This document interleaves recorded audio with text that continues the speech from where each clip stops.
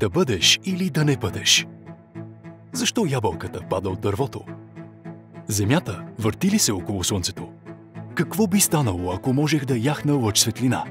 Правилният отговор в правилните ръце може да промени всичко. Да, ние сме Hitachi Solutions, но научихме, че за да бъдем в бизнеса с решенията, трябва да бъдем в бизнеса с въпросите. Трябва да си задаваме въпроси като «Защо не?» и замислял ли си се върху това? Можем ли да отидем тук? Или там? Ами тук. Само с задълбочени познания на индустрията и техническа експертиза може да се задават тези важни въпроси. И само с правилните хора можем да се питаме как технологията може да помогне на вашите хора. Как да автоматизираме, преместваме, улесняваме. Истинската бизнес трансформация се запитва къде отиваме след тази стъпка.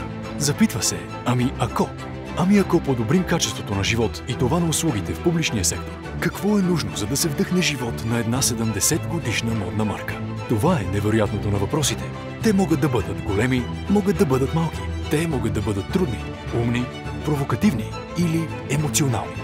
И за нас в Hitachi Solutions точно те са началото на всичко, което предстои. Така че отправяме и към вас въпрос. От всички доставчици на решения, защо не изберете този, който задава правилните въпроси? Hitachi Solutions. В бизнеса с въпросите.